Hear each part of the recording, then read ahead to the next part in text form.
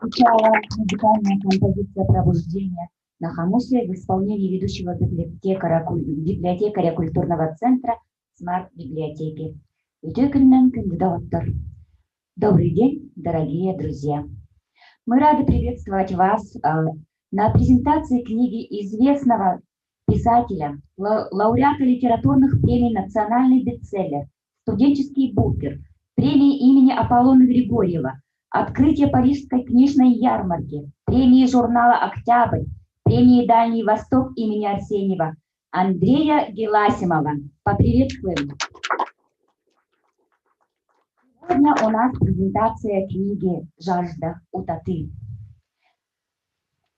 Когда книга переводится на другой язык, она обретает вторую, третью, четвертую и так до бесконечности жизнь. Поэтому каждое новое произведение – это сродни рождению новой книги. Согласны? Геласимов в свое время был переведен на огромное количество языков, начиная от иврита, заканчивая французским, и, наконец, он заговорил у нас на языке саха. Позвольте поздравить Андрея Валерьевича с этим замечательным днем, днем рождения новой книги. Замечательная идея перевода пришла в голову генерального директора Национального книжного издательства имени Новгородова Августу Васильевичу Егорову. Ему мы предоставляем честь открыть сегодняшний вечер. Пожалуйста, Август Васильевич. Уважаемый Андрей Валерьевич, дорогие друзья, я от имени Национальной издательской компании «Аят» сердечно приветствую Андрея Валерьевича на родной якутской земле и сегодняшней презентации перевода его книг «Утаты. Жажда». Ну, предысторию я открою их. Конечно, про Андрея Геласимова мы давно знаем, что он наш земляк, писатель, всемирно известный писатель, произведения которого были, как уже сказали, переведены на много языков. И когда его роман «Холод» года 4 назад поднялся на самый высокий рейтинг всемирного самой большой книжной платформы Amazon. И тогда в то время даже вот Прилепин, Накунин, Пелевин, они находились вообще там на 400-м, 2000-м местах. А вот книга «Холод» Андрея Геласимова как сразу был переведен на английский язык, он сразу поднялся на самую высокую ступень рейтинга Amazon. И, конечно, мы, как издатели, в то время уже заинтересовались этим большим явлением нашей культуры, нашей литературы. И решили все-таки, ну, мы долго думаем, зато быстро, как говорится, едем, да. Поэтому мы с Андреем Валерьевичем осенью этого прошлого года в Москве на Московской международной книжной выставке ярмарке встретились и обсудили возможность перевода и издания его произведений на языке саха. Поскольку он у нас учился, работал, женился здесь родились его 3 детей. И сегодня я узнал, я раньше не знал об этом, я сегодня узнал, что Андрей Валерьевич у нас в Якутске, в Якутии прожил всего четверть века, 25 лет. Поэтому Якутия – это для него вторая родина, вообще родина его детей. И, конечно, издание его произведений на языке саха было велением времени.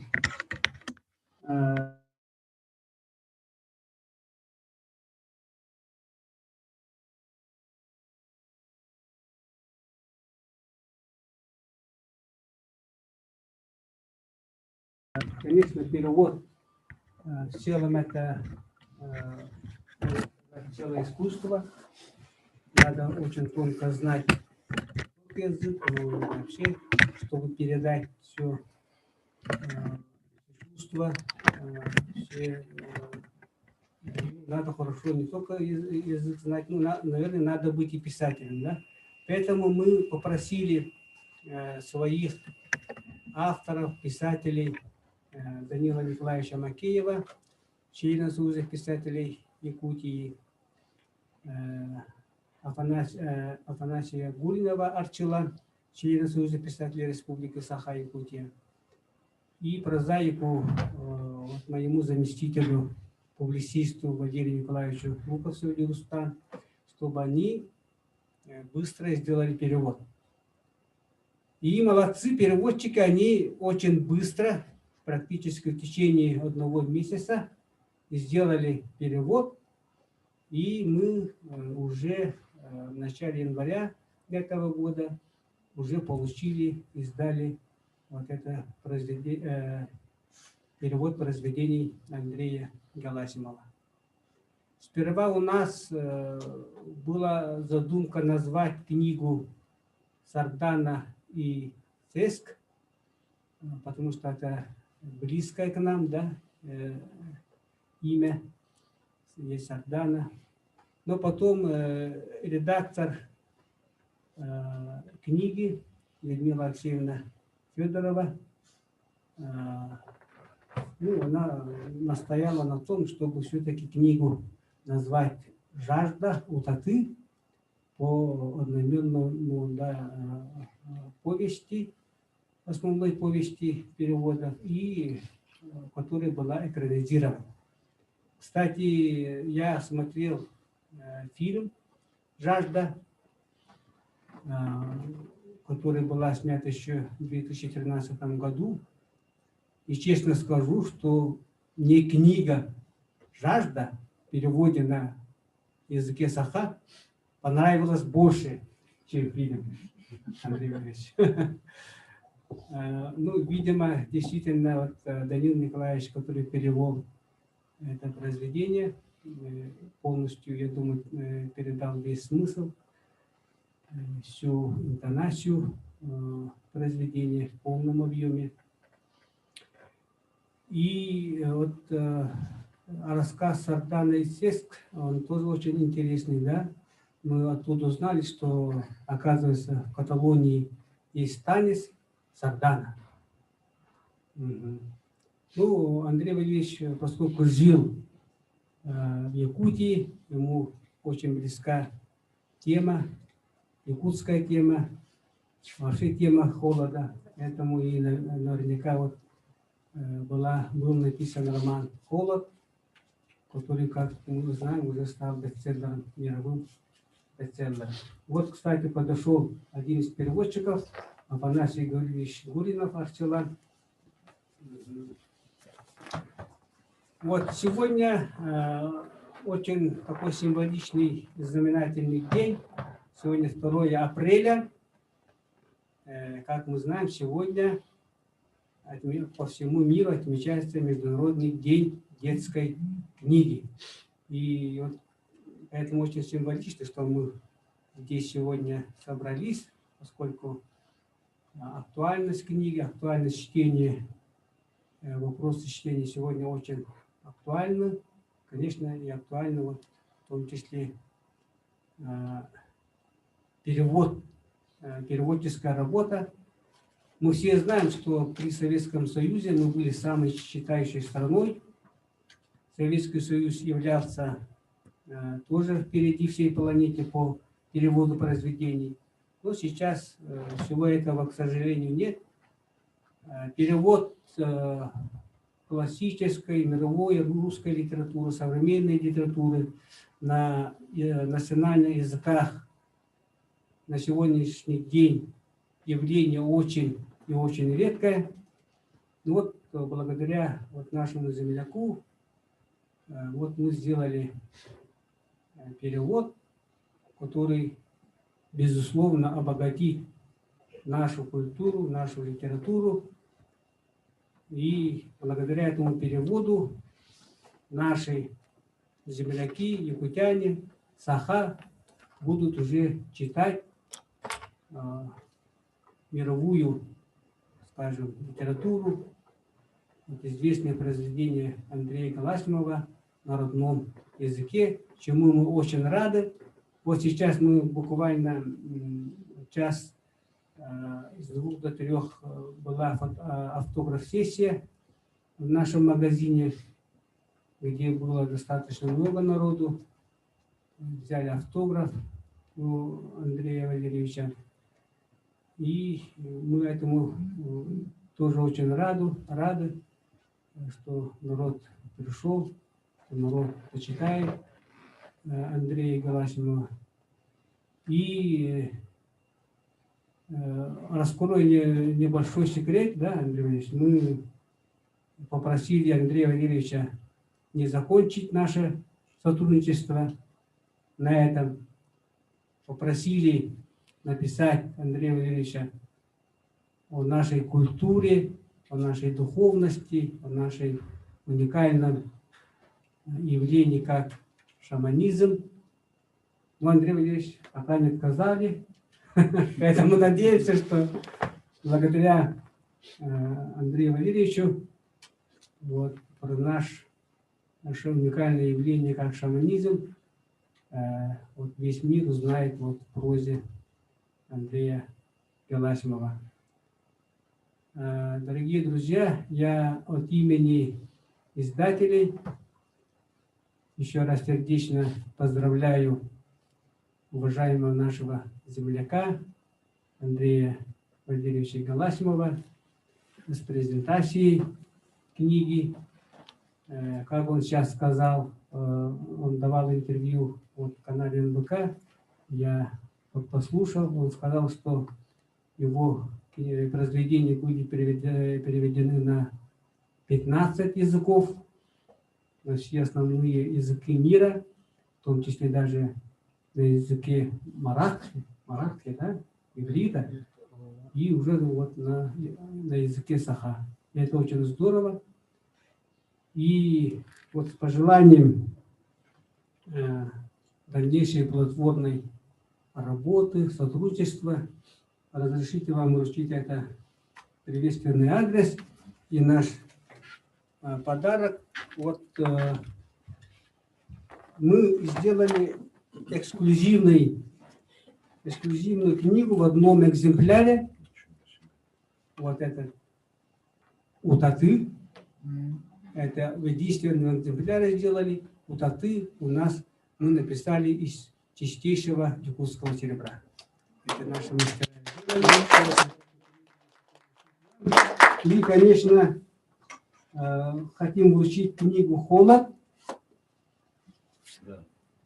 Вот эта энциклопедия «Холод», которую мы издали в прошлом году. И, кстати, вот эта энциклопедия заняла первое место на всероссийском конкурсе «Национальная книга года». Супер.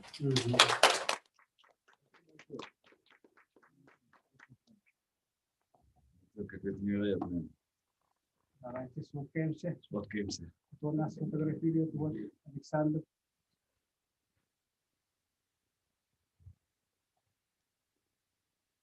И Сардана.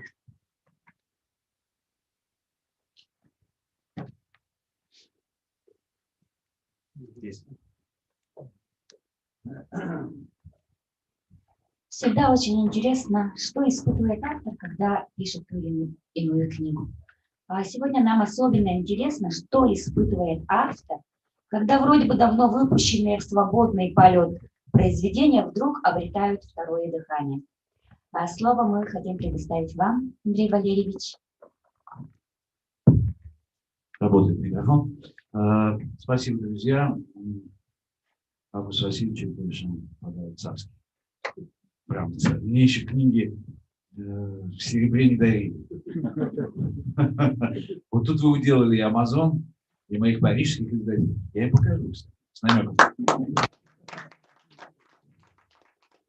Народ Сахары пока не достали. Вот. На вопрос о том, что испытывает автор, ну, конечно, большую огромную радость. Просто невероятно, я думаю, вот, я за последние полгода был 2 раза счастливым, самым счастливым человеком на планете. Потому что, во-первых, когда вышла «Жажда» на Якутском, мне кто-то из коллег, я когда на Фейсбуке выставил новость, да, помните, вас забрал с вашего аккаунта в Фейсбуке, я выставил, кто-то первый из моих московских коллег написал: все-таки есть пророк в своем отечестве. Да, конечно, дружище. То есть ломаем стереотипы. Вот, потому что это здорово. Но и мы же народ неторопливый, живущий. Куда нам спешить? Жизнь длинная, хорошая, мы ее не спеша живем. Все вместе. И вот мы, проживая эту жизнь, подошли к этому замечательному событию, выходу моей жажды и к ее обрамлению всех вам. Это супер. Рассказ «Сардана и Сыск», название которого первоначально планировался этот сборник назвать, был написан специально по заказу журнала «Вокруг света». Помните, в советское время был такой журнал «Вокруг света», мы его все любили очень. Я не знал, но оказывается, он восстановился, он существует. И вот его создатели, там, владельцы, они обращались к ряду писателей, у них какой-то проект, к многим писателям они обратились с просьбой написать рассказ о каком-нибудь любимом городе на планете. И они мне сказали: ну, про что ты хочешь? Я говорю: ну, я бы там про Женеву написал, люблю Женеву, она неторопливая, похожа на Якутский, тоже на берегу озера. Не Сайсары, но тоже красивое озеро. Вот. И город такой, ну, такой, знаете, он такой вот не броский Женева. Это вам не Мадрид, да, не Барселона. Такой скромный, с чувством собственного достоинства. Вот так же вот швейцарцы меняют. И это похоже действительно на Якутск. Я про Женеву хочу писать. Потому что там бывал не раз, люблю. Они говорят: Женева занята. Сказали мне строгим голосом. Я говорю: ну ладно, тогда Барселона, бог с ним. Пусть будет Барселона. Напишу про веселый город, где действительно все время какой-то царит дух праздника. Это такой город очень не испанский, кстати. Мадрид очень отличается от Барселоны, потому что Мадрид более такой скучный, что ли. Барселона прям праздник город. Я думаю, ну вот напишу про праздник. Дальше начинаю думать. Они условия такое. Я говорю: давайте вот я про российские города напишу, про Якутск. Не, у нас это тема Европы. Я говорю: ну ладно, бог с вами. Думаю, как же тогда контрабандой мне протащить туда якутскую тему? Сижу, чешу в голове, в затылке. Потом думаю: ну нормально, пусть тогда девушка якутка приедет, Саха. в Барселону, и с ней произойдут разные приключения. Ну, девушка по имени Сардана приезжает в этот город, и там вот происходят разные события с ней, в том числе и драматические. Потому что действительно, это правда. Будете в Барселоне, пожалуйста, помните о своих карманах, кошельках и сумках. Там воруют вот прямо на щелчок пальца. Вы даже не заметите. Зашли на бульвар Рамбла с кошельком, выйдете без него. Там есть целые полки каких-то профессионалов, они ждут и видят туристов, иностранцев. И когда они видят человека с азиатским лицом, понятно, что для них это сразу цель. Они сразу видят, не место. То есть европеец еще пока будет молчать, он вроде может проканать за барселонцев. А вот девушка Саха, которая приехала туда в моем рассказе, она сразу выдает себя как цель агрессии. Ну и вот у нее происходит неприятности. Но потом все хорошо. Спойлер. Финал хороший. Все получилось. Вот. И этот рассказ написал для журнала «Вокруг света». Они его напечатали. И вот действительно думали назвать так. Я, кстати, не знаю причин, почему решили «Жажда». Ну, «Жажда» так «Жажда». Потому что мне, в общем, одинаково дороги все. «Жажда» тоже, в общем, якутская вещь. Она написана в Якутске. Я ее прожил здесь, и весь материал, который там, это мотив моих ощущений о взаимоотношениях с этими людьми. С теми людьми, которые имели боевой опыт на Северном Кавказе, кто служил в срочную службу, кто оказался в этом страшном котле смерти в Грозном, тогда, в 1996 году. И это все для меня были какие-то якутские переживания, родные. Самое интересное, что когда эта книга вышла в Москве, она очень быстро как-то мне сделали предложение французские издатели. Какая-то женщина написала, я не знаю, она пишет: здравствуйте, я живу в Бланше. Я в Париже живу, но вот сейчас нахожусь в отпуске во Флоренции. И я хотела бы переводить вашу... Вернее, она написала, что я уже перевела вашу «Жажду». Я говорю: а кто вас спросил? Я не знаю вас. Она говорит: ну, мне друзья из Москвы привезли вашу книгу, я переводчик и педагог. Она работала в одном из парижских учебных заведений. И я, говорит, перевела вашу «Жажду» вот в отпуске. Она так сильно мне понравилась, что я вот сделала это сама, самовольно. Простите, я вам теперь об этом сообщаю. И дальше она спрашивает, могу ли я показать это парижским издателям. У меня не было никаких переводов на тот момент. У меня «Жажда» вышла всего за полгода до этого ее письма в России. И мы там ее представляли. Она действительно очень быстро попала в поле зрения российской московской критики. Была номинирована на премию имени Белкина за лучшую русскую повесть, за лучшую повесть на русском языке. Была номинирована и получила премию имени Аполлона Григорьева. Сейчас, к сожалению, этой премии нет. Но тогда это было очень престижное такое мероприятие в начале 2000-х годов. У них фонд даже денежный превышал покер по деньгам. Я не знаю, откуда они брали эти деньги, но там была солидная сумма. Что-то около $30 тысяч. И вот, значит, это все происходило в эти полгода довольно быстро. А потом появилась Жюль Бланше, и она, значит, перевела эту вещь, показала ей в издательство «Акт Сю», парижское. Это второе издательство во Франции после Гальма. У них есть несколько нобелевских лауреатов, они издают. Причем эти нобелевские лауреаты получили премию уже будучи в «Акт Сю». Получили Нобелевку после того, как их открыл «Акт Сю». То есть довольно серьезно. Ну, сейчас скажу для референса, чтобы было понятно. Вот вы, наверное, знаете фильм или роман Стига Ларсона «Девушка с татуировкой дракона». Да? Кто-то видел, да, вот фильм с этим, с Джеймсом Бондом, голливудский фильм. Есть еще скандинавский, правда, фильм, скандинавский лучше, чем американский. Вот, я уверен. Так вот, друзья, не было бы этого романа, если бы не издательство «Акт Сю». Никто бы не знал про девушку с татуировкой дракона. Это мне рассказал Мишель, мой парижский издатель. Это не легенда, это правда, вот рассказываю вам правду, чувство. Он говорит, что однажды по почте в издательство, где-то вот в 90-е годы, пришла рукопись, и к ней было сопроводительное письмо. Здравствуйте, я там родственник или вдова некоего скандинавского писателя, которого звали вот так, он умер, да, вот 30-классник. И он по какой-то причине мне велел перед смертью эту рукопись передать именно в ваше издательство. А он не был издан даже в Скандинавии. Он это писал, я не знаю для чего. Для себя. В итоге эта книга издалась. Еще говорит, мы прочитали эту книгу, мы поняли, что это шикарнейший детектив, триллер. Они его издали на французском, и у них получились миллионные продажи сразу во Франции, хотя никто не знал этого имени, этой девушки с таким драконом. После этого быстро перевели на французский, и потом она уже и в Скандинавию пришла. Она в Скандинавию пришла после Франции. Вот странные иногда бывают кульбиты в жизни. Вот. И потом она получила мировую действительно известность, уже на все языки ее перевели, уже и Голливуд там отметился и так далее. Но вот открыл этого автора именно мое парижское издательство. И они тогда здорово разбогатели. Они стали богатыми. И они прям к Галимару подобрались. Ну, конечно, его трудно достать. Совсем уже наши X-Mo.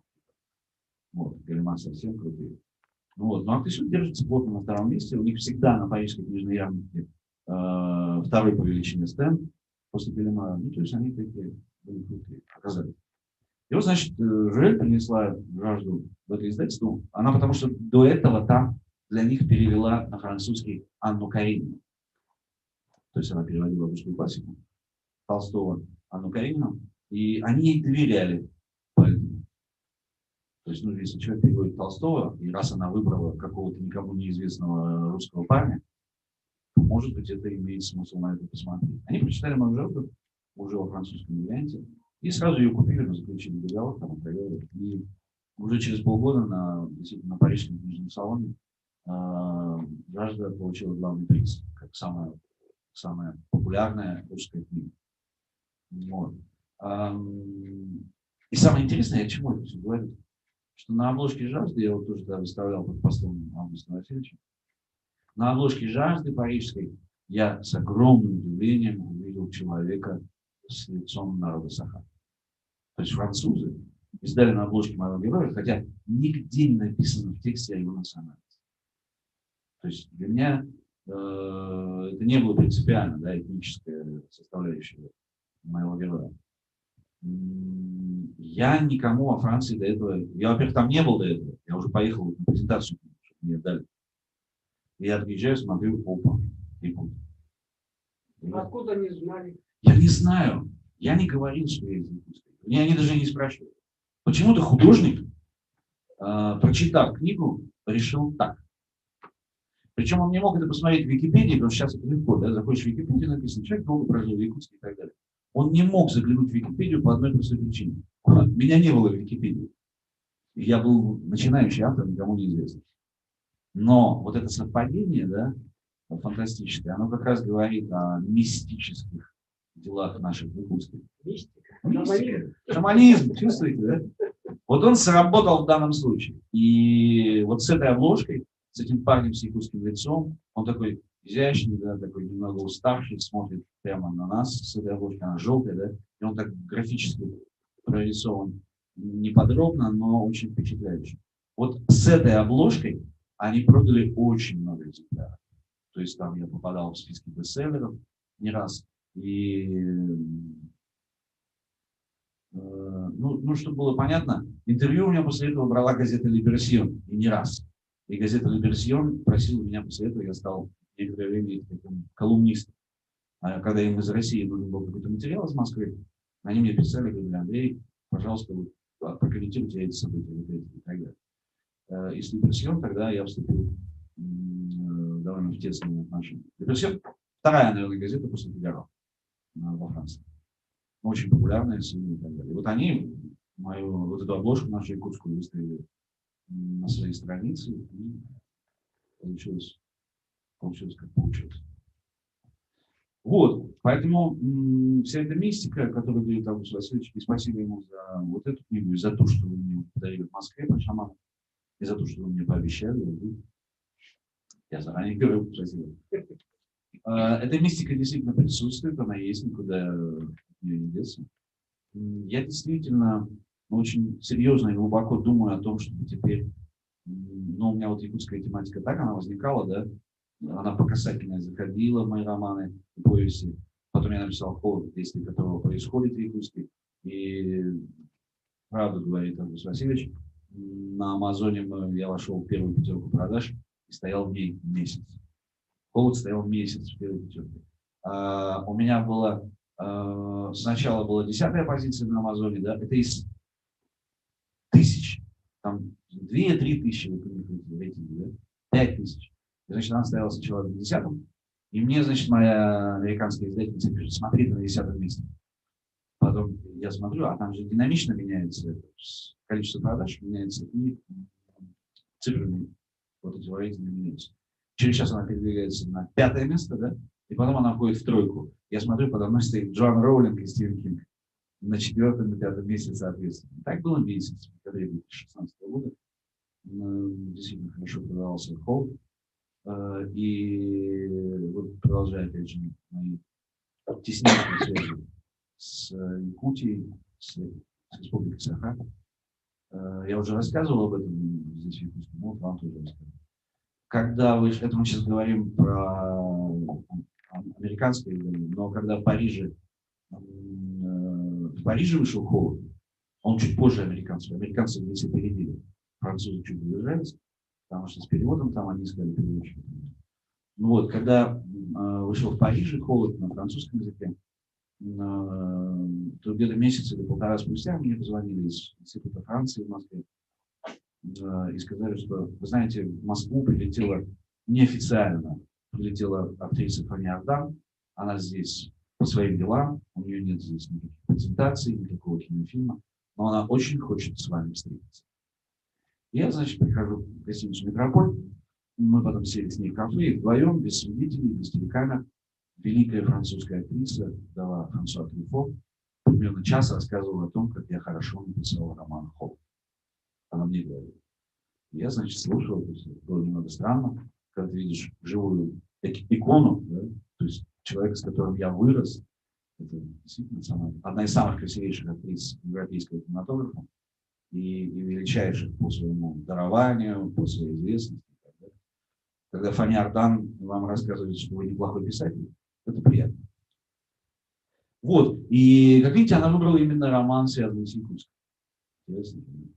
Очень интересно, Андрей Валерьевич. Очень много гостей хотят успеть выступить. Да. Угу. Во многом благодаря развитию технологий мы сегодня имеем возможность очень быстро получать интересные книги. Практически моментально. У нас сегодня в гостях заместитель министра инноваций, цифрового развития и инфокоммуникационных технологий. Он у нас по Zoom. Здравствуйте, Георгий Петрович. Вас не слышно. Включите, пожалуйста, ваш микрофон. Показывает, что он отключен. Микрофон. Микрофон, Георгий Андреевич. Микрофон. Да, понятно, у вас. Да, здравствуйте. Нет, просто админ не выключил микрофон, не я его выключил. Да, Андрей Валерьевич, здравствуйте. Да, мы, может быть, вот лично не знакомы, но я за вами как бы давно наблюдаю, да, как за писателем. У нас вот очень много общих знакомых, да, вот ваши студенты, которые вас вспоминают, и вы, может быть, даже не представляете, сколько у нас общих знакомых. Но мы вот уже несколько лет с вами друзья в Фейсбуке, да, я вас так периодически лайкаю, когда вы у меня в ленте появляетесь. Я знаю, да. Так, да, я считаю, что вот сегодняшний день особенный, да, именно вот в творчестве Андрея Валерьевича, потому что вот впервые за 20 лет, можно сказать, да, он у себя, но все-таки, это все-таки родина, да, вы большую часть жизни тут провели, вы у себя на родине вот, издаетесь, вот, вы даже получили спецэкземпляр сейчас, и причем не то, чтобы вот вы вот на языках мира, вот то, что вот ранее сказали, да, опубликовались, но самое главное, что вы опубликовались вот на якутском языке, да, за что вот вам большое спасибо и издательству «Ваяр». Меня вот всегда интересовало, да, вот вы, вот как вы себя ассоциируете с героем книги «Холод»? Вы просто несколько раз упоминали, что это про Якутск, а вот с героем вот этой книги вы себя как ассоциируете? Есть ли вообще такое? Нет, никакой связи нет. Я впервые... Понимаете, меня критики до этого просто очень сильно упрекали в том, что я делаю всегда героев. Что вот таких парней, да, положительных, как мой Костя из «Жажды», которому хочется доверять, которому хочется выпить водки. Ну, такой мужик, нормальный пацан. И в «Степных богах» там у меня даже японец, он враг, как бы, да, из Японской империи приехал, но он все равно положительный герой. И мне говорят, Геласимов переслащает литературу. Он врет, нет столько хороших людей на планете. Я говорю, хотите плохого? Нате. И тогда вот я, Георгий, собственно говоря, и придумал этого отвратительного человека, собрал вот со всех неприятных мне людей, кого я знал, все самые неприятные качества, в частности, режиссеров, известных, модных, гламурных режиссеров в Москве. Я их имел в виду прежде всего, да. Страшная месть. Это была жуткая месть за то, что я вот так подыхал на их спектаклях, да. Когда они то пол персонажа поменяют, гендер, то, значит, еще что-нибудь начнется, то они классику перепишут, значит, то голые люди на сцене, то даже сексом занимаются, порнографией. И я устал от этого, да. И я вот решил, нате вам, хотели критики, получайте моего Филю. Вот, натолкал туда все это. А чтобы вот дать ему шанс все-таки, да, хоть что-то понять в жизни, про то, какой он, дурной, плохой человек, я его поместил в такое чистилище, в такое место, где соскакивает всякая шелуха, и это оказался, конечно, Якутск, и, конечно, минус 50, минус 40, да, и специально его раздел, я не дал ему теплой обуви, у него нет ее, я не дал ему одежду, шапку, ничего не дал, сказал, езжай туда, может быть, что-то ты поймешь про жизнь. И он понял, в конце он понимает. Поэтому нет, со мной связи здесь нет, я максимально дистанцировал от героя. Да, спасибо.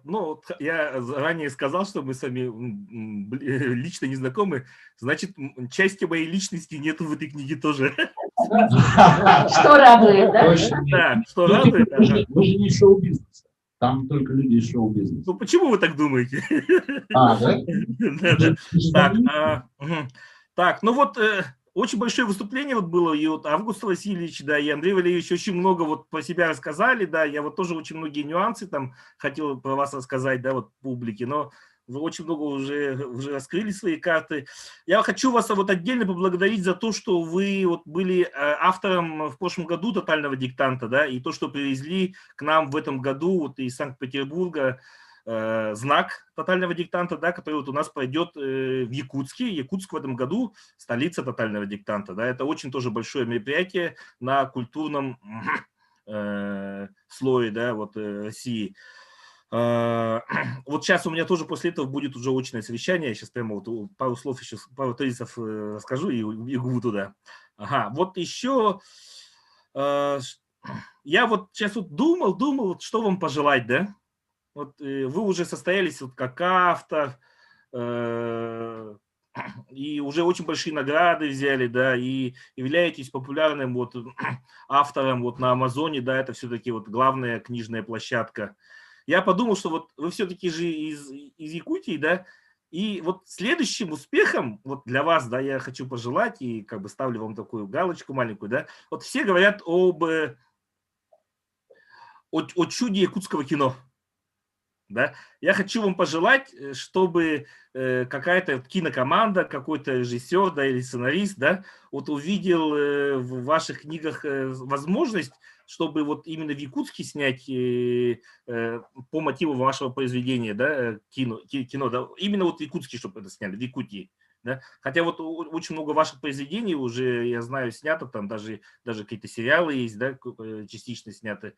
Поэтому вот давайте вот договоримся, что в следующий раз я тоже буду участвовать в такой же конференции в Zoom, именно на презентации якутского фильма, снятого по сюжету вашей книги. Да. Все, спасибо большое за ваше творчество. Спасибо большое. До свидания. Раз уж мы заговорили о культуре, культура – это история, это развитие, воспитание и, естественно, в первую очередь, это образование. Андрей Валерьевич, ко всеобщей радости, как уже было упомянуто, стал, ко всеобщей гордости якутян, стал автором «Тотального диктанта 2020». А сегодня в самом разгаре в Якутске у нас фестиваль грамотности «Тотального диктанта» идет, организатором которого выступает Министерство культуры и духовного развития Республики Саха-Якутия. Просим, пожалуйста, выступить первого заместителя министра Владислава Валерьевича Левочкина. Хочу исправить, да, не только я, не только Министерство культуры. Один из организаторов. Да, этот фестиваль. У нас участвует все правительство, и как раз таки вот тоже, куда Георгий побежал, мне тоже нужно сейчас бежать, поскольку очень много организационных вопросов решается. Ну, со своей стороны тоже хочу поблагодарить Андрея Валерьевича за вот, вообще идею провести тотальный диктант в Якутске. Это не случайно, что вы в прошлом году читали в Санкт-Петербурге, а сейчас нам передали эту эстафетную палочку. И, конечно, для нас очень почетно эту акцию. И в рамках этой акции будет много событий, много мероприятий. Пользуясь случаем, тоже хочу поблагодарить и издательство, а я с тем, что наша общая национальной библиотеки заслуга книжного издательства, поскольку большая работа очень проводится в этом отношении, и фактически все сахаязычное население республики является билингвистичным, все читают на родном языке, изучают родной язык, и его передают следующим поколениям. Стыдно якутам не знать свой родной язык, да, в нашей республике, поэтому это очень большая заслуга как раз-таки книжного издательства, которое издает книги на родном языке. И есть у нас книги, которые местных авторов, в том числе, которые зачитывают дады, мы все знаем, библиотекари нам говорят, на какие книги у нас выстраиваются очереди просто в районах. Я хочу пожелать, чтобы на книгу «Утаты» тоже выстраивались очереди, поскольку действительно это отдельный сегмент аудитории, у которой сейчас есть возможность на своем родном языке, на качественном литературном языке прочитать произведения Андрея Валерьевича. Действительно, очень много изданий переведены на другие иностранные языки, и сейчас мы тоже можем присоединиться к этому ряду. Хотелось бы, чтобы обязательно это продолжилось, чтобы другие какие-то проекты появились, и другие книги значимые вот вашим творчеством мы тоже смогли увидеть на якутском языке. Я думаю, все были бы в этом заинтересованы. Ну, пользуясь случаем, хочу пригласить всех на тотальный диктант, на те мероприятия, которые у нас проводятся. Сегодня у нас состоится еще встреча в рамках школы драматургов Апельки с Андреем Валерьевичем. Вас ждем сразу прямо отсюда, да, и приглашаем всех присоединиться. Конечно, у нас такая есть возможность проводить мероприятия не только в офлайн форме, но также в онлайн, и наша аудитория гораздо больше, чем присутствующие здесь. Поздравляю всех с этим событием, хочу пожелать дальнейших успехов. У нас действительно самый читающий регион сейчас. У нас чтение вообще, допустим, порядок чтения в 2020 году возрос в 4 раза по данным Национальной библиотеки. Это просто немыслимый результат. 3 миллиона книговыдачи. Конечно, будем наращивать дальше. И те все-таки положительные стороны, которые имеет пандемия, нужно сохранить и дальше этим пользоваться. Пользоваться возросшим интересом к чтению. Спасибо. Спасибо большое. Перевод произведения – это, конечно, титанический труд. Мало дословно перевести текст, нужно, чтобы он задышал языком, на который он переведен, и зажил его жизнью. Руководителем проекта стала редактор компании «Аяр» Людмила Алексеевна Федорова-Баишева, одна из самых опытных работников нашего издательства. Прошу внимания на экран, она прислала нам свое замечательное выступление. Добрый.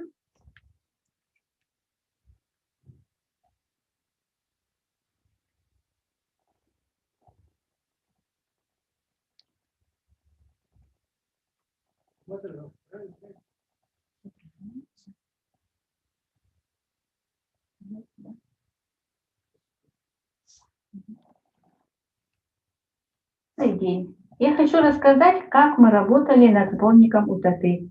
В октябре месяце мне сказали, что по идее Августа Васильевича запланирован выпуск произведений Андрея Герасимова на якутском языке, причем книга должна выйти уже в январе месяце. Но про себя я подумала, что эта задача нереальная за столь короткий срок. Но начали работать. Было решено, что в этот сборник обязательно войдет повесть «Жажда» и несколько рассказов. «Жажда», она произвела на меня огромнейшее впечатление. Почему? Потому что в начале 90-х годов я была молоденькой учительницей, и мои вчерашние ученики оказались в зоне боевых действий в Грозном. Помню, как я стояла посередине учительской и громко возмущалась, как это моих неопытных зеленых мальчиков отправили в самое пекло. И каждый раз, когда я перечитываю это произведение, меня аж трясет. Герои повести уже после войны, изуродованные, искалеченные, стараются приспособиться к новой реальности, помогая друг другу, и меня каждый раз это очень волнует. Еще один интересный факт. Андрей Валерьевич создал «Жажду» у нас в Якутске. А такое ощущение, что он всю жизнь прожил в Москве, и все эти подмосковные города, которые он объезжает, его герои, он знает как свои 5 пальцев.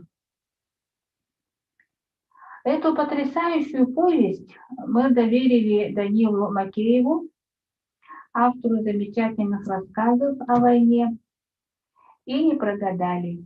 Со своей задачей писатель справился просто блестяще. Особо хочется отметить работы Афанасия Гуринова.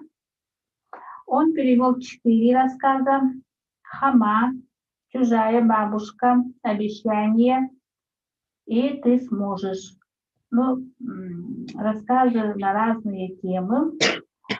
И по объему самая большая работа уже выпала на Афанасия Гаврилевича, и он самым первым прислал рукопись. Вот такая колоссальная работоспособность, ответственность и очень хороший качественный перевод вызывает только восхищение и уважение. Рассказ «Сардана и Сыск» перевел Валерий Николаевич Луковцев. Я не побоюсь этого слова, называя это образцом ювелирной филигранной работы переводчика. Он работал с большим удовольствием и к каждому слову отнесся с большим трепетом. Хочу еще раз поблагодарить всех переводчиков за слаженную и плодотворную работу. Андрея Валерьевича я искренне поздравляю с новой книгой на языке саха, на нашем древнем и красивейшем тюркском языке, а Августа Васильевича с реализацией значимого проекта. Спасибо большое. Пару слов сказать про наших переводчиков. Действительно, за очень короткое время они перевели это произведение, не очень, скажем, простые произведения. Вот наши переводчики Данил Макеев, Афанасий Гуринов, Валерий Луковцев, они и впервые работают, да, в сфере переводческой деятельности. За плечами у них достаточно много переводов. Даже у Афанасия есть опыт перевода эпоса, очень большого объема. Данил Николаевич переводил даже учебники. Валерий Николаевич очень много достаточно переводов, Чингиза Айтматова и других авторов, Виктории Габышевой. Поэтому я хочу нашим переводчикам, да, со словами благодарности вручить наши подарочные сертификаты Данилу Макееву, Афанасию Гурину Арчелан и Валерию Николаевичу Луковцеву.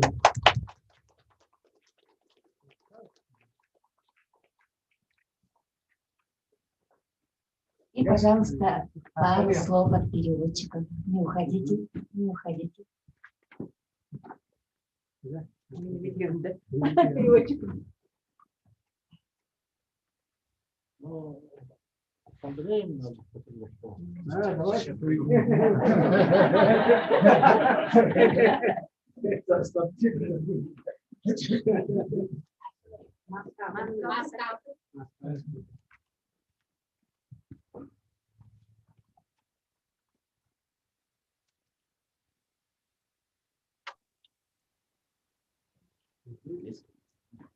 Уважаемый Валерий Николаевич, Афанасий Гаврилович, может быть, вы хотите пару слов сказать? Они у нас очень скромные. Ладно, хорошо. Скажете? Давайте.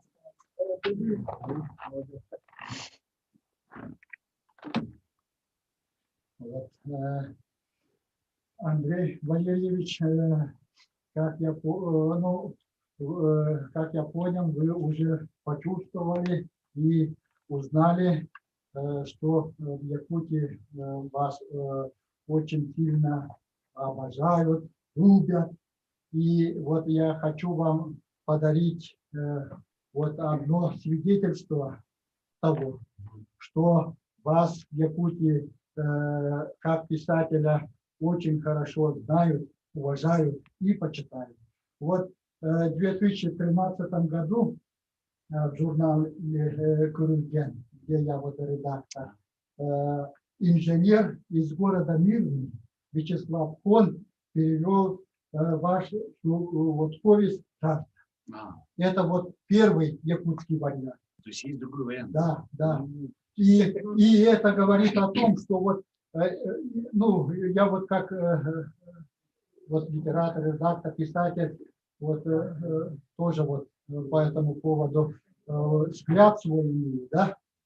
Вот произведение, это же, как сказать, как, ну, каждый раз как-то вот открываешь что-то новое. И вот я желаю вам, чтобы вот ваши произведения, вот, допустим, даже вот рассказы, которые вот мы перевели, в перспективе были переведены и второй раз, и третий раз. Это будет говорить о том, что народ якутский знает вот писателя Андрея Геласимова, и якутский язык, якутская литература совершенствуется. Вот. Спасибо. Таким вот пожеланием. Как раз Афанасий сказал, что вот уже один перевод этой знаменитой повести имеется, но мы, хотя срок был очень маленький, мы все равно вот решили вот дать вот переводить другому маститому нашему писателю, и он категорически сказал, что давайте вот вы первым вариантом ознакомьтесь, ну, чтобы еще лучше было, вы ушли вот некоторые недостатки, хотя мы так говорили, Данил Николаевич принципиально не согласился. Нет, мне так не интересно, я вот по своему ощущению, по своему вот, ну, как чувствую произведение, так и буду переводить. Вот такой момент, да. И я очень благодарен Андрею Валерьевичу. Работать над талантливым произведением – это такое истинное удовлетворение. И вот как верно вот передаются чувства, тем более вот якутянки, вот якутской девушки в создании сельской рассказе, очень точно, очень как-то вот маленькими штрихами какой-то национальный характер особенность передается. Вот это действительно очень результат вашего таланта. И вот у многих действительно вот руки чешутся и дальше переводить произведение нашего земляка, дорогого Андрея Валерьевича. Спасибо. Спасибо вам большое. Спасибо большое. Писательские сообщества уделяют вообще сегодня очень большое внимание вопросам перевода, да? Особенно в Якутске, в Якутии, Конечно, это объект пристального внимания и одно из важнейших направлений работы нашего Союза писателей Якутии. Поэтому мы просим взять слово Наталью Ивановну Харлампиеву по Зуму, председатель правления Союза писателей Якутии. Наталья Ивановна, вы здесь?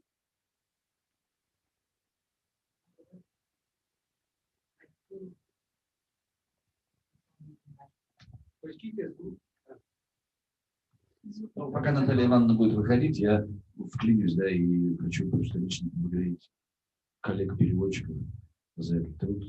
Я сейчас не просто так говорю, потому что я же тоже переводчик. Я переводил книги с английского на русский для издательства «Иностранка», для журнала «Иностранной литературы». И я знаю, что это за работа. Она непростая. Мой вам большой поклон. Спасибо большое, друзья.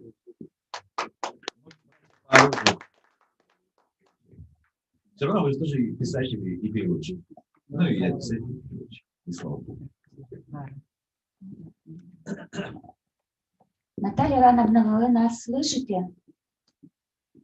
Может, она немножко отвлеклась, мы чуть попозже тогда ей слово передадим. Сейчас тогда мы передадим слово главному редактору литературно-художественного и общественно-политического журнала «Полярная звезда», заместителю председателя Союза писателей Долонову Владиславу Семеновичу. Здравствуйте.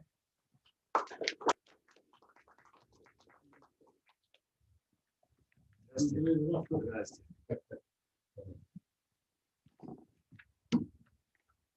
Я, наверное, в этой публике один из тех, кто вот Андрея еще помню молоденьким студентом, потому что мы учились в один период. Но, к сожалению, тогда у нас большого общения не получилось. Я старше на 2 курса где-то. Меня забрали в армию. Я должен был 2 года отслужить. А к тому времени, когда я служил, вернулся, восстановился на учебу. Вчерашние мои молодые юные товарищи уже окончили, как говорится, учебу. Но очень рад, конечно, за творчеством Андрея наблюдаю, как и многие фияшники, гордимся его творчеством, что из него вышел писатель российского уровня. У нас на факультете много наших сокурсников, которыми можно гордиться. Но вот Андрей, он такой единственный у нас. Он, как редактор литературного журнала, я хочу сказать насчет переводов. Сейчас наша основная задача, вот «Полярная звезда», допустим, большей частью мы стараемся, конечно, наших якутских авторов переводить на русский язык, чтобы якутские авторы вышли на большую публику. А вот что касается переводов с русского языка или других языков на якутский язык, с этим в последние годы не очень так, чтобы густо было. Да? Есть, конечно, работы даже на иностранные языки. Вот Аламхоу бывает переводится. Перевод наш член Союза Афанасий Гаврилович Арчалан, он Манас даже с киргизского языка на якутский переложил. Но, тем не менее, вот перевод жажды вот такого произведения, звучания, можно сказать, мирового уровня, не только общероссийского, это такой, ну, пример того, что этим надо гордиться вот именно якутским читателям. Спасибо нашему издательству Августу Васильевичу конкретно за такое вот дело. Ну, перевод дело такое, можно сказать, неблагодарный такой труд, и очень трудоемкий. Тут надо вложиться, чтобы полностью душой вникнуть в суть дела, ну, как говорится, вжиться в образ и автора, и произведения. И потому многие не берутся. И чисто в таком финансовом отношении, к сожалению, это, ну, как бы не отвечает тем в наше время тому труду, вот, который вкладывается в это дело, в перевод, да. И, к сожалению, многие хотят перевести. Но это дело большей частью энтузиастов, можно сказать, а не вот такой на коммерческой основе не получается у нас.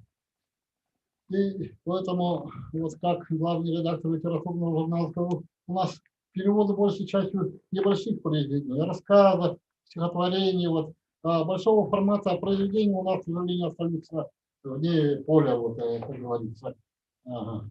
Но, тем не менее, переводное дело не останавливается. В каждом нашем номере мы публикуем, что-то обязательно бывает переводов наших писателей. Ага.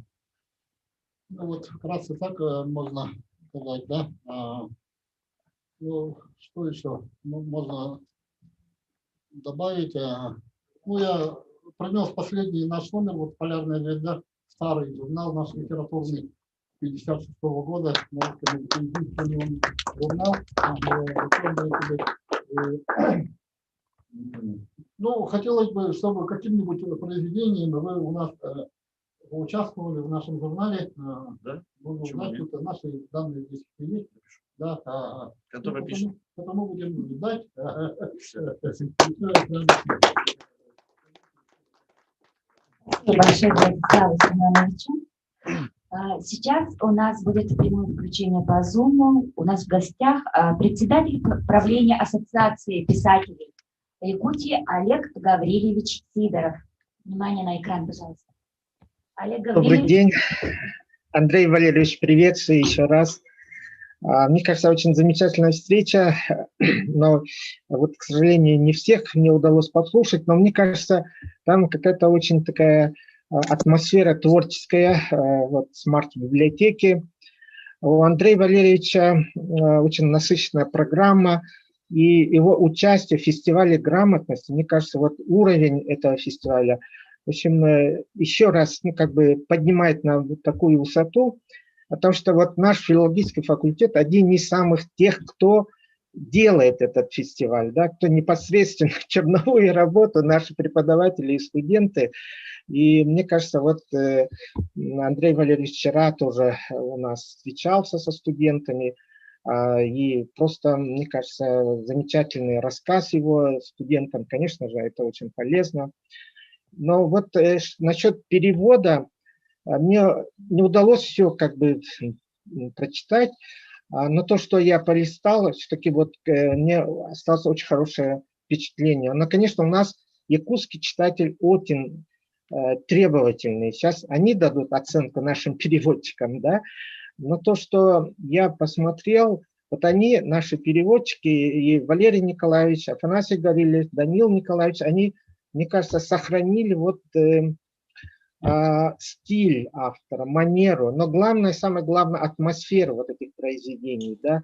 Особенно я больше, конечно, начал читать, естественно, «Жажды» у Таты. И вот Данил Николаевич, я вот хочу отметить, он сумел вот сохранить именно вот атмосферу, то, что создавал автор, и вот это психологическая повесть, это такой портрет, психологический портрет героя, и это требует своего тоже мастерства от переводчика, ведь читатель должен воспринимать этот текст уже также естественно, на своем языке, да, и мне кажется, вот это очень как бы, такое для переводчика такая планка, да, и тем более вот такого уровня произведения, как вот Андрея Валерьевича, и мне кажется, они вот сумели это сделать, наши переводчики, и так что я хочу в первую очередь поздравить переводчиков, да, потому что они дали вот второе дыхание уже на якутском языке, вот «Жажде» и рассказам Андрея Валерьевича, да, и мне кажется, это очень важно. Ну и поздравить еще издательство «Аяр», и то, что вот Август Васильевич предложил или, так сказать, обязал Андрея Валерьевича что-то еще написать, мне кажется, вот как бы, возможно, у вас еще будет следующее вот как бы этап работы, да, совместной работы. Возможно, наша Бетик тоже, Аяр, они как-то сумеют ну, прийти к какому-то соглашению, и произведение вот Андрея Геласимова мы еще увидим здесь, на наших прилавках, именно на якутском языке. Ну и то, что вот в будущем, возможно, Андрей обратится уже к якутской конкретно тематике, но это, конечно, хотелось бы, да. И, может быть, и фильм по его сценарию, может быть, и новый роман крупный, да, о Якутии. Конечно, нам этого хотелось бы. Поэтому, Андрей, я еще раз хочу поздравить с этим, мне кажется, замечательным тоже событием, презентацией книги на якутском языке. Ну и пожелать успехов дальнейших. Так что мы еще раз ждем вас в Якутске, приезжайте. Вот Якутск для вас, ну, почти что, как бы, да, вторая родина. Это, вы всегда это подчеркиваете, это для нас очень важно. Спасибо. Спасибо большое, Олег Владимирович. Ну и, конечно, такой замечательный вечер не может обойтись без представителей вашего родного университета, нашего родного университета. Слово предоставляется доценту, кандидату филологических наук, преподавателю Института языков и культуры народов Северо-Востока РФ СВФУ Лидии Егоровне Манчуриной.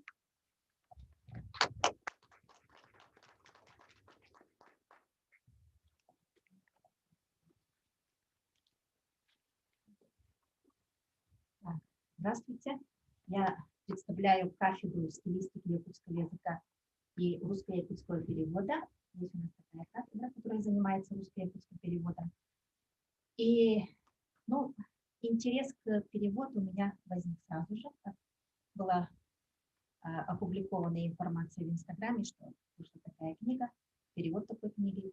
Я быстро побежала в издательство, купила и прочла книгу. И потом вот совсем недавно, неделю назад, руководство института говорит, что давайте, Лидия Егоровна, сделайте анализ перевода и выступите на презентации перевода книги. Ну, я с удовольствием согласилась, потому что книга уже была прочитана многими. И, ну, у меня анализ такой более длинный, наверное, так что я вам зачитаю то, что я подготовила. Думаю, что скучно не будет. Так. Многоплановый, разностилевой и ультрасовременный Андрей Геласимов заговорил по-якутски. То, что его произведения перевели на наш родной якутский язык, говорит о многом и дает для литературы на якутском языке многое. Это и новые темы, новые проблемы, а также это хоть и знакомая нам, но все же далекий для якутоязычной литературы реальность и действительность, которая описывается в его произведениях. Интересен сам опыт передачи на якутский язык гоголевского мистицизма по-геласимовски, это рассказ Хама, манеру писателя перескакивать с одного повествования на другой, с одной временной рамки на другой, повесть «Жажда», широкой географии произведений, которые, несомненно, заставляют применять автора разные лингвистические решения для их передачи, и, конечно же, стилевого разнообразия автора. Стиль автора очень разбросан. У него нет одностилевого повествования. Каждое произведение – это новое решение. Его стиль начинается от повествования от первого лица главного героя в повести «Жажда» и в рассказе «Чужая бабушка». Но даже тут формы передачи повествования от первого лица тоже разные. В повести это внутренний монолог главного героя, а в рассказе, наоборот, разговор разных людей, которые передаются речью главной героини. То есть, говоря лингвистическим термином, это чужая речь, переданная на письме прямой речью. В обещании много жаргонной, тюремной лексики, эмоционально насыщенного разговора по понятиям, да и в диалогах других произведений встречается жаргонная речь. Причем этот жаргон разных слоев общества. Встречается как молодежный сленг, так и военный жаргон, ну и тюремный жаргон тоже. Сардана и Сеск и Хама характеризуются наличием ломаной речи, передающей иностранный акцент говорящего. В переводе на якутский язык нас интересует передача именно всего этого лексического многообразия писателя. В этом плане интересное решение имеется переводчика Афанасия Буринова-Аршала. Его переводы принадлежат 4 рассказа. К стилистически окрашенной лексике рассказов, которая зачастую не имеет устойчивых соответствий в якутском языке, мы относим жаргонную, сленговую речь, ломаную речь, некоторые разговорные просторечные слова, экспрессивные устойчивые выражения, диалектизмы, ругательные и даже матершинные слова и, конечно же, термины и терминообразные слова. В конкретных примерах видно, что у переводчика Арчалана перевод эмоционально-оценочной лексики с различной коннотацией выполнен методом нахождения коннотативного эквивалента, причем весьма удачно. Например, чего расселся? Здесь мы не видим нейтрального глагола «ду», тут использовано коннотивное соответствие разговорной лексики «лагайтын». Или шляются по ночам грибники чертовы, нажрутся грибов, покоя от них нет.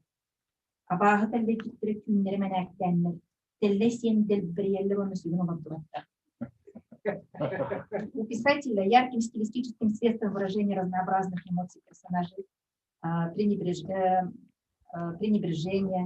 снисхождение, презрение или же сыновней любви выступает экспрессивная аффиксация, свойственная просторечному и разговорному стилям. Например, есть такая лексика, как бородатый, толстяк, мамка, дуреха, дурной, мужчинка и так далее. Вообще, перевод – это всегда вызов. Вызов якутскому языку. Сумеем ли мы передать все это на якутский язык? Переводчик нашел эквивалентный способ передачи экспрессивной аффиксации русской разговорной речи различными эмоционально-оценочными аффиксами с такими же экспрессивными значениями. Например, бородатый стал бадапитай, толстяк стал сонобба, мамка иеке, дурной акарлай, дуреха акарлахотуста, мужчинка кихичаси. Также и просторечная лексика переводится с такой же разговорной лексикой на якутский язык. Например, брешешь дается как сикейдяне. Устойчивые выражения, фразеосочетания, клишированные словосочетания переведены методом кальки, которые в некоторых случаях вполне могут быть оправданы. Например, есть вот такое понятие, выражение, как «это ежу понятно». Ну, тут калька, он уйдет к эти. Грязные деньги, киттякатча. Шестое чувство, аутиспит. Ну, есть ругательные слова, жаргоны и сленги, которых предостаточно в произведении Геласимова. Также найдено соответствие на якутском языке. Некоторые прочту. Которые вслух только можно. Что предок есть? Энмар байрум волна. Ну, есть парень, итчат, котлых кочел, малолетка карачас, спереть, в смысле чемодан, эйгиттен чемоданы хамтаралдар, вор үннех, мусор бех, ну и так далее. Обилие в произведении Геласимова лексики с ограниченной сферой функционирования, то есть жаргонной, сленговой, диалектной, ругательной лексики, заставляет искать переводчиков жаргон в тех местах, где его нет в оригинальном тексте. Например, к слову «спасибо», которое произносит сотник в храме, было найдено соответствие «махталба», он на «махталбу», которые в якутском языке используются разговорные речи как индивидуальное речевое творчество. Нейтральный в стилевом отношении вариант в якутском языке обычно дается глаголом «махтанатун». Ломаная речь, имитирующая иностранную речь, также найден к ломаной речи также найден соответствующий способ передачи на якутский язык. Ну, например, есть вот такой отрывок. Тихо-тихо говорил ему бородатый. Сказився. Произношение правильно? Сказився. Сказився. Ага, сказився. Где это? Где? Лихорадочно повторял Виктор, пытаясь найти рану. Да шо где? Шо тебе надо? Что ты хлопочешь? Поняв, что никакой раны на груди нет, Виктор перестал рваться из его рук. А вы кто? Вы откуда? Старуха где? Какая старуха? Вин точно сказився. Немає старух тут хлопчик, одни козаки. Тут на якутский язык этот украинский акцент дается как арги, эн барактардиндо. Охайда ханнекен, тохане ханада, тугетеген, ханнек эмахсин, энчак тибирактар быттен, сохманна эмахсин олчан, козак тараравда. При переводе на якутский язык украинский говор передается намеренным нарушением. Да, очень хорошо. Отлично. Это кто переводчик? Это Арчелан. Арчелан.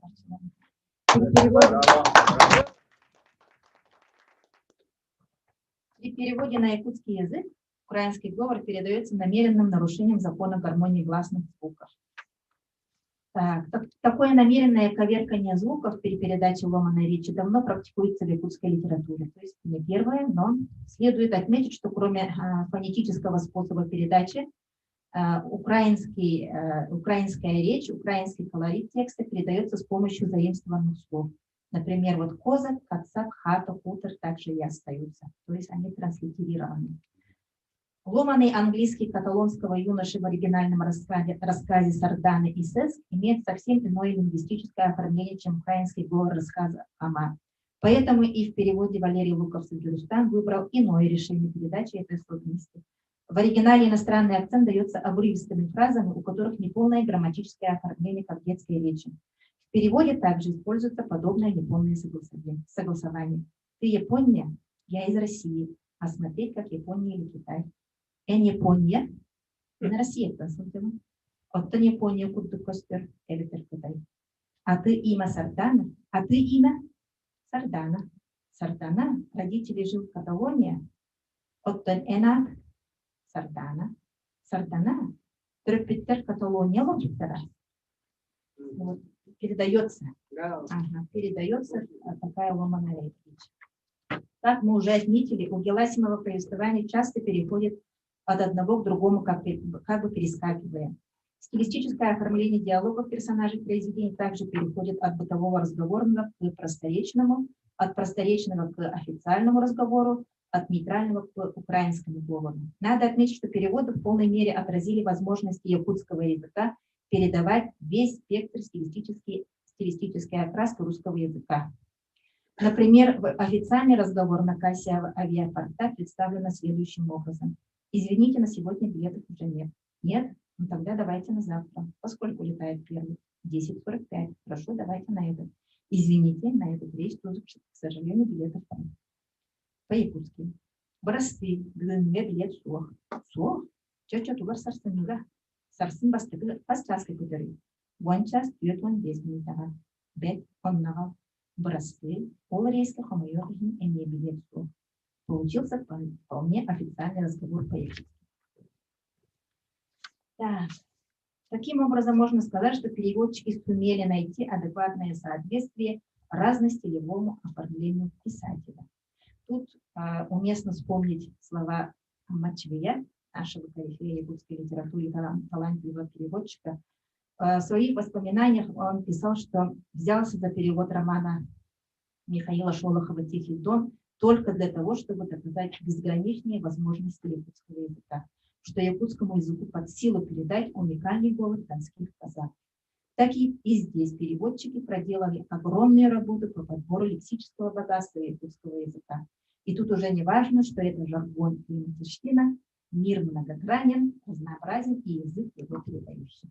Браво. Спасибо большое. Как я сказала, я представитель нашего института якутского ИЯК, Института языков и культуры народов Северо-Востока, СВФУ, и они передают благодарственное письмо вам. Сказали, обязательно читать. Уважаемый Андрей Валерьевич, мы знаем вас как патриота нашей республики и многонациональной России, истинного мастера художественного слова, и преклоняемся перед вашим многогранным талантом. Ваше самоотверженное служение Родине и беззаветная преданность писательскому делу является ярким примером для творческой молодежи. Перевод ваших произведений на якутский язык – это значимое событие в духовной жизни республики. С изданием книги «Утаты» ваши творческие замыслы и идеи обрели новую жизнь, новые краски, новый культурный код. И мы будем наслаждаться чтением ваших произведений на своем родном языке. А это очень многое значит в сохранении, развитии и популяризации якутского языка. Желаем вам крепкого здоровья, как якутский алмаз, творческого вдохновения и земного счастья. О, спасибо.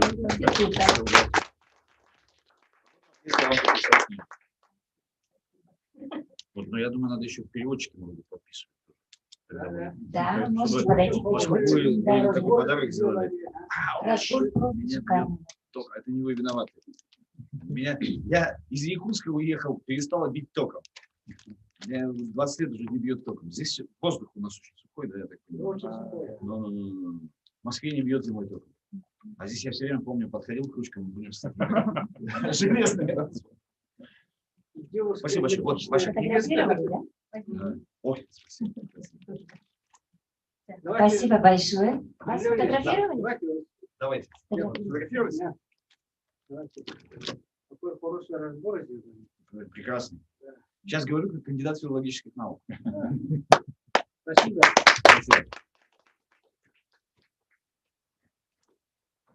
И у нас в гостях кандидат социологических наук, ваша однокурсница Лариса Юрьевна Писарева по Зуму. Будьте добры. Лариса Юрьевна, вы нас слышите? Сказали, что она здесь. Спасибо большое, да. Спасибо вам большое. Ты где там, Лариса? Лариса Юрьевна. Она очень долго ждала, когда ее подключат. Уснула.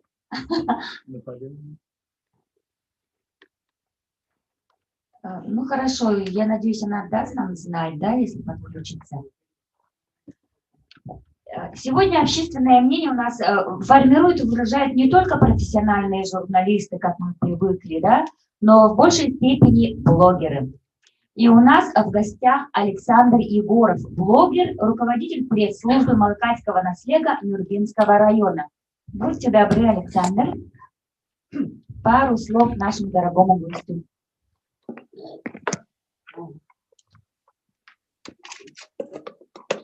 Такая неожиданность. Так, работать дают у нас. Андрей Валерьевич, мы с вами знакомы, получается, с 93-го года. Ага, я был первокурсником, поступил на филфак, отделение журналистики. И вот у нас как раз разделили на две группы. Вот ребята из Якутска, жившие в городе, почему-то их автоматом перевели на группы, продолжающие английский язык обучать. Да? А нас, которые из деревни приехали, вот, несмотря на то, что, например, я поступал на ФИЯ и по английскому языку 8 получал на тестировании, меня вот оставили, начинающим отправили. И так получилось, что за один семестр у нас поменяли 3 преподавателей. И каждая приходила, это получается, была третьекурсница, например, да, или второкурсница бывала у нас. Ну, тогда преподавателей не хватало. Ага. И они начинали с алфавита. Вот я человек, который сдавал экзамен в университет на 8, сидел и должен был учить буквы, алфавит, в общем, да, произнести. И тут я слышал от своих однокурсников, что у них в другой группе отличный преподаватель. Я слышу Геласимов, Андрей Валерьевич. Да, кроме шуток, вот у нас было 2 очень популярных преподавателя, это завкафедры Олег Дмитриевич Якимов и Андрей Валерьевич Геласимов. Я о нем только слышу, потому что не имею права пойти в его аудиторию. Нас разделили. Ну и в конце концов я не стерпел и начал украдкой посещать лекции Андрея Валерьевича. Это было для меня как вот моя жажда, да, вот я и в школе тоже вот сам учил английский язык, да, самостоятельно, потому что ну, у нас уровень преподавания был достаточно слабый, мы буквально с книг, за вокабуляру вот так учили. Ну, вот я там получал свою отдушину, потом, ну, в один прекрасный день, конечно, меня как этого зайчика поймали, сказали ничего подобного, вернули в свою группу, я там практически ничему новому не научился, но так на 5 закончил. Ну вот, что я хочу еще сказать, да, вот, это, я так понимаю, Август Васильевич вдруг резко меня вызвали, да, я даже особо не готовился. Но я скажу, что когда я переехал в Москву, в чем-то мы, кстати, повторяем друг друга, тут получается, да, вот мы были, столкнулись сначала в университете, потом я переехал в Москву, и там было кафе «Пироги». Да. Это издательство «Логи», да? Да, это мой первый издатель. Ага. Я совершенно случайно оказался в этом кафе, а там вот стеллажи стоят, и буквально самоиздатовского качества книги, да, буквально. Сами переплет делают и так далее. И я вижу Андрей Геласимов. Говорю, ну не может быть, чтобы Андрей Геласимов был. Два не бывает. Два не бывает. Беру, да, конечно, он мой преподаватель. Говорю, ой, ребят, вот это же мой преподаватель. Говорю, вы продаете или что? Вот почему стоят в кафе вот, книги на стеллажах? Ну, оказывается, это вот какой-то, ну, аффилированный бизнес, что ли, да, учредителя. В общем, я купил там книгу. Там была Рафиль, Дина, Фокс Малдер похож на свинью. Самиздатовская, вот такие версии были. Вот я их себе взял.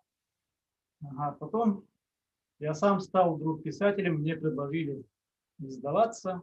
Я просто публиковал свои рассказы в интернете, на сайте Якут.ру. И тут тоже параллели где-то прослеживались, например, да, тоже те же 96-е, 5-е годы, когда вот чеченская трагедия началась, вот, так оказалось, что у меня главном произведении, наверное, самом большом произведении тоже показывается ветеран трагедии, личная трагедия и дальнейшие попытки обустройства в жизни парня, который прошел чеченскую военную кампанию. Вот. Ну, что я хочу еще сказать. Я очень рад вас видеть, Андрей Валерьевич. И то, что вот наши земляки, да, вот, я билингвал тут. Вот Владислав Левочкин сказал, что якуты, они стараются сохранить свой язык, и что у нас есть такое прекрасное издательство, которое вот уже столько лет вот является флагманом вот, не только в Дальневосточном федеральном округе, а по всей России. Что в сохранении родного языка такой вклад, чтобы вложилось издательство отдельно взятое, это, наверное, очень редкий случай. И как хорошо, что те, которые кровь, вы тоже кровь, кровь и плоть, от плоти нашей якутянин, наша гордость. И как хорошо, что мы, наше главное издательство, начало вас переводить. Так что желаю и вам, Август Васильевич, чтобы эта работа плодотворная, она уже сейчас мы видим, что это огромный успех, что это жажда, которого есть у нашего читателя. Вот сегодня замминистра нам сказал, да, в 4 раза увеличилась книгооборот вот из библиотек. Нас читают, нас любят читать. Наш регион читающий, и пусть они читают лучшее, что есть, лучшее то, что от нас родилось. И тем более, если у нас есть такие великолепные переводчики. Флаг нам в руки. Желаю всем счастья. Заметили, да, Андрей, вы стали прямо сразу преподавательское лицо. Сразу вспомнили студенты, у вас вся поза уже стала преподавательская. Ну, к нам наконец-то подключилась Лариса Юрьевна. Здравствуйте, Лариса Юрьевна. Здравствуйте, здравствуйте. Спасибо большое. Извините, что я немножко задержалась. Андрей Валерьевич, приветствую вас второй день. Привет. Это мой не только однокурсник, но мы учились вместе, на самом деле, в одной школе. И на самом деле хочу сказать, что сегодня такое уникальное событие для всего литературного сообщества Якутии, ну, в целом и вообще социума нашей республики, да, когда мы радуемся и встречаем, да, в переводе одно из очередных произведений Андрея Валерьевича. А мне дорого, на самом деле, то, которое было написано. Я не уверена, но мне кажется все-таки, что это первый рассказ «Фокс Малдер похож на свинью», который посвящен был как раз истокам, да, того места, где, ну, Андрей Валерьевич тогда приземлился, переехав из Иркутска, да, и, насколько я помню, вот с родителями, которых, видимо, по воле там распределения или воле такого направления, да, занесло, как говорится, вот в нашу, ну, как бы с Иркутской, с более южной стороны, в более северную. И вот таким образом стала судьба, и мы одновременно после окончания этой школы решили, ну, не вместе, а так как-то параллельно это произошло, и оказались вместе еще и на факультете иностранных языков. Вчера вот была в библиотеке национальная встреча тоже теплое. И я была так рада, когда Андрей Валерьевич вот с удовольствием встретил свою, можно сказать, своего патрона, да, преподавателя и завкафедры там, английской филологии Альбину Абрамовну. Вот. И это прошло очень тепло. И на самом деле мне очень приятно, что, Андрей, с таким теплом ты отзываешься о том регионе, в который, так сказать, занесла тебя в свое время судьба, и ты действительно считаешь ее своей малой родиной. Я этим бесконечно горжусь и надеюсь, что вот эти твои теплые связи, да, действительно тебя поднимут. Ну, может быть, действительно они дают тебе эту энергетику, да, и действительно будут продолжать служить тебе вот источником тех идей, тех новых задумок, мыслей. И Якутия таким образом через твое присутствие, твое, можно так сказать, продвижение, да, будет ну, таким регионом, к которому всегда будет обращено внимание из любых точек, как говорится, нашей планеты. Поэтому я желаю тебе, естественно, дальнейших успехов, и я буду продолжать следить за твоим творчеством. И большой привет Наде, твоим внукам, твоим детям. До новых встреч. Спасибо.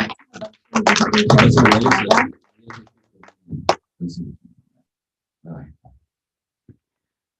Друзья, у меня Как не жалко, такие вечера очень быстро заканчиваются. И оно, Времени поскольку всегда федеральное, не оно будет хватает. транслироваться в Санкт-Петербург и Москву. Да. Мы давайте очень быстренько все соберемся, сделаем общее фотографирование и отпустим нашего дорогого гостя на следующее мероприятие.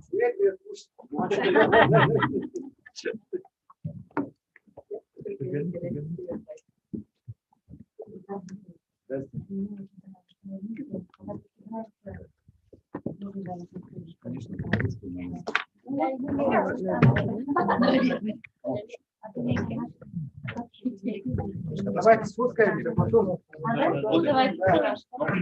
Пока все выстраиваются.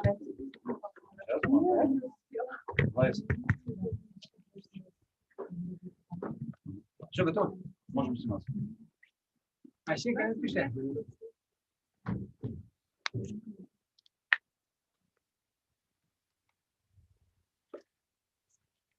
Отдали тебе?